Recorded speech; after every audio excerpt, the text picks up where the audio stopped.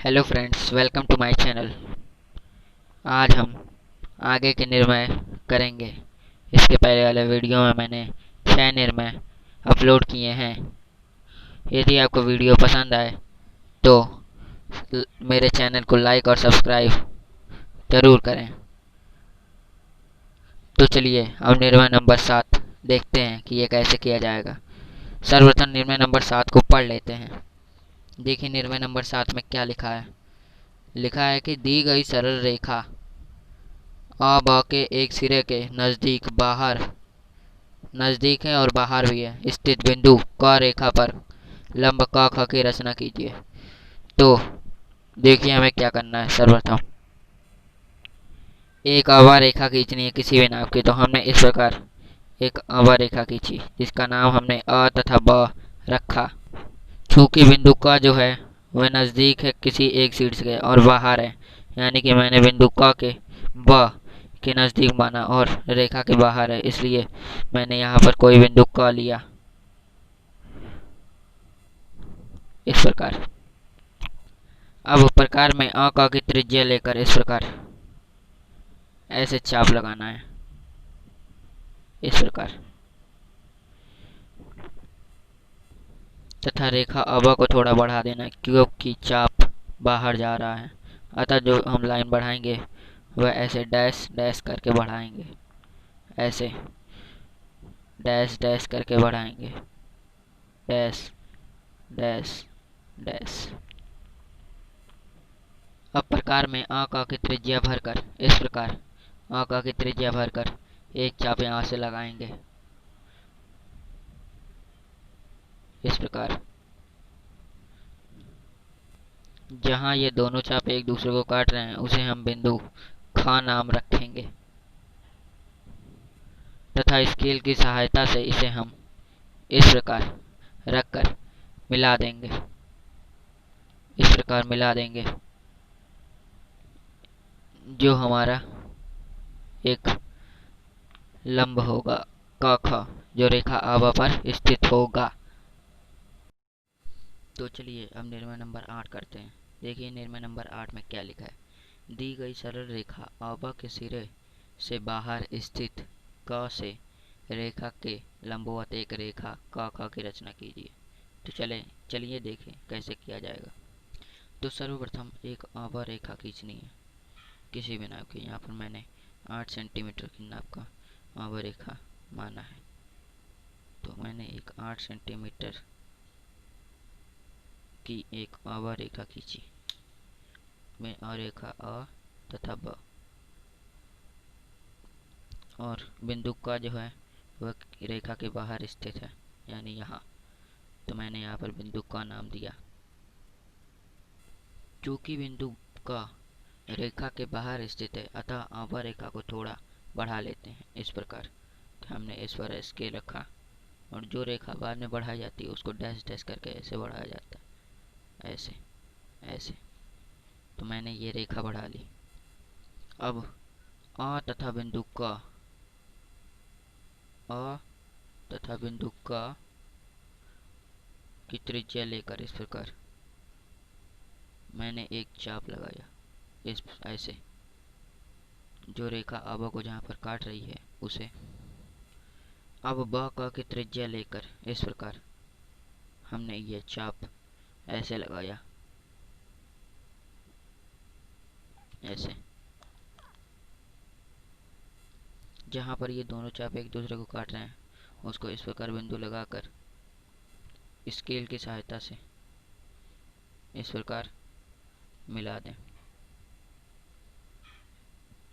इस प्रकार रेखा आभा पर आभा के रेखा आभा के बाहर स्थित बिंदु क से रेखा आभा पर एक लंब की रचना हो गई जिसका नाम क ख है।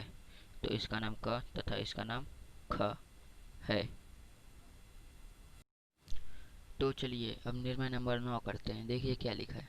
दी गई सरल रेखा क ख के समांतर प 3 सेंटीमीटर की दूरी पर रेखा ग ख की रचना कीजिए। तो एक सरल रेखा क ख दी गई है जिसके समांतर ग ख की रचना करनी है 3 सेंटीमीटर ऊपर। तो हमने रेखा क पर एक बिंदु अ तथा ब लिया। अब बिंदु ब पर प्रकार रखकर एक अर्धवृत्त बनाया इस प्रकार।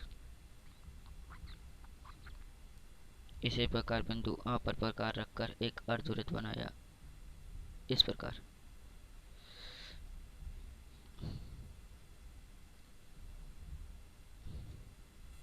जहाँ पर इन दोनों अर्धवृत्त ने रेखा क को काटा उसे 1, 2 तथा 3, 4 नाम दिया।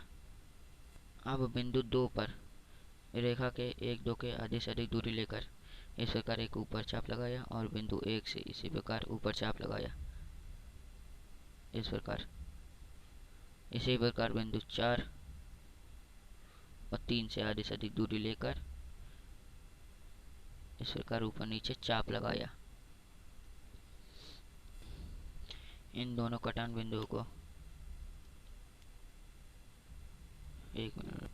इन दोनों चाप बिंदुओं को इस प्रकार बिंदु आ से मिलाया तथा इसे नाम दिया बिंदु प। इसी प्रकार इसको ऊपर मिलाया तथा इसका नाम दिया बिंदु फ।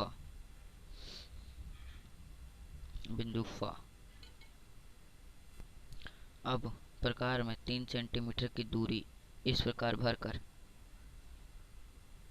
बिंदु अ से रेखा ब से रेखा ब फ पर चाप लगाया और इसी प्रकार इसी नाप से बिंदु अ और प पर रेखा पर चाप लगाया और इन दोनों चापों को स्पर्श करते हुए हमने एक रेखा इस प्रकार खींची तथा इसका नाम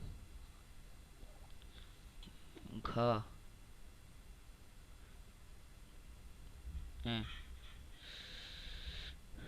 ग तथा घ रखा।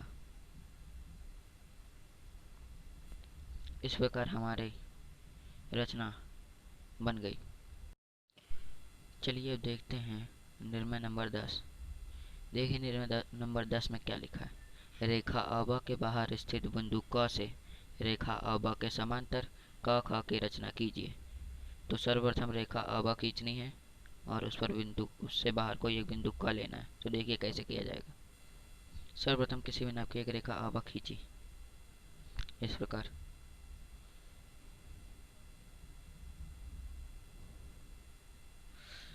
रेखा ब अ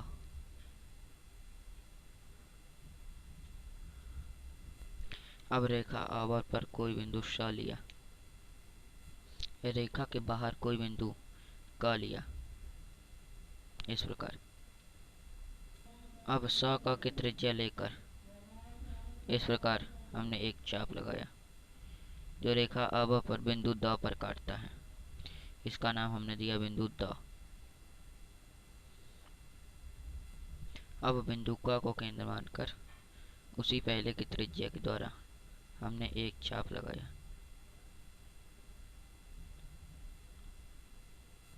इसका नाम बिंदु स है। प्रश्न के अनुसार हमें अब यहाँ पर बिंदु क द की दूरी लेनी होगी इस प्रकार और बिंदु क द की दूरी लेकर इस प्रकार बिंदु स को केंद्र मानकर यहाँ पर चाप लगाएंगे। इस चाप पर जहाँ पर ये काटेगा इसका नाम बिंदु ख है। अब स्केल की सहायता से बिंदु ख तथा क को इस प्रकार मिला लेते हैं। इस प्रकार हमारा यह रचना पूरी हो जाएगी।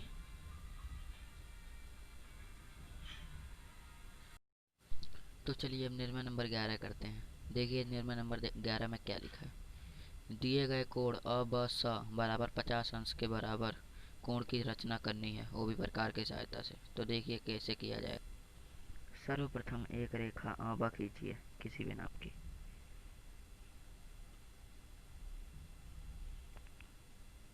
बिंदु A तथा B। तो प्रकार की सहायता से हमें बिंदु A पर यह रखकर हमें इतनी दूरी ले लेनी है इस प्रकार और इसी दूरी से हमें रेखा AB के बिंदु A पर प्रकार रखकर इस प्रकार खींचना है, जो यहाँ पर बिंदु 6 पर काटेगा। इसे बिंदु 6 नाम दे दिया तथा अब बिंदु 6 से प्रकार रखकर उसी दूरी पर प्रकार में भरी उसी दूरी से एक चाप लगाएंगे।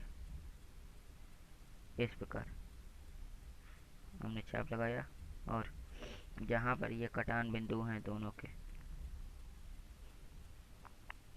उसे हम इस प्रकार मिला देंगे।